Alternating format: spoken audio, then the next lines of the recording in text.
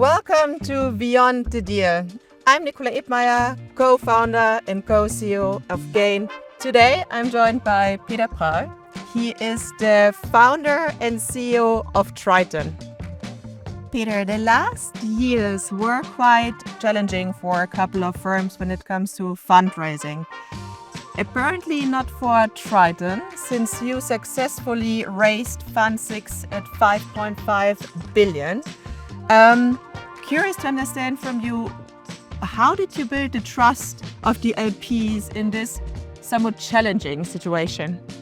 The way we, I think, delivered on it was through a combination of delivering the returns that we had set out to do, not only in the recent funds, but in prior funds. I think investors have a trust in that we're going to do what we say we were going to do.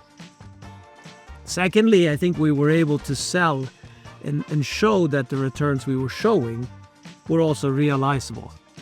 And that kind of built the numbers trust from the LPs.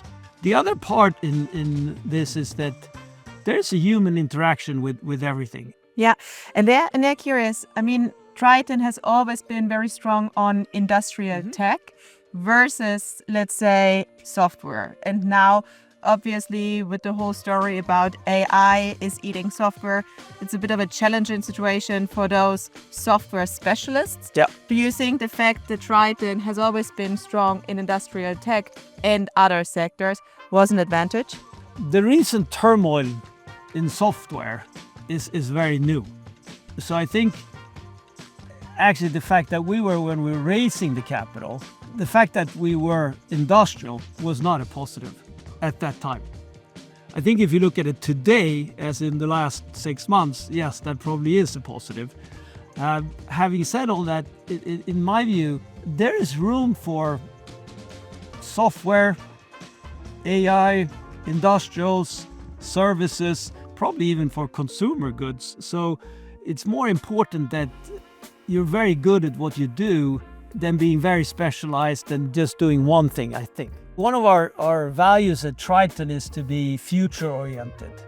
So a number of the industrial, but also business services businesses that we acquired over the last 5 years, at that time, nobody wanted to buy them, at least to our knowledge.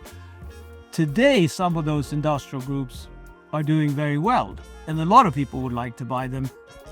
So as we look forward today, we are looking for what the future will want, not where we currently are. And I think that's important as an investor, because you're really investing in the future.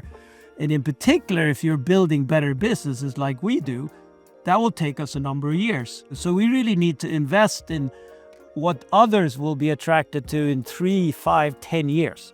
Yeah, and that's so exciting about private equity, that it's a long-term game, pretty illiquid market. Yep. And then last question on fundraising. So how has the current geopolitical situation impacted the fundraising? I can imagine like fundraise being spread over so many months, so many different things are happening on a macro level. How do you control this? I think that, first of all, you cannot control it, right? So our job as investors is to be approximately right, to see the direction of travel approximately, not precisely.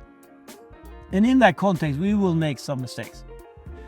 The geopolitical situation that you allude to probably at the time was a negative for us during our fundraising, because at that time people said, we don't need Europe, we only need North America or United States, we only need software. I'm simplifying a little bit. So those who invested with us kind of saw through that and had a conviction that industrials and Europe is also interesting, which it has been over decades.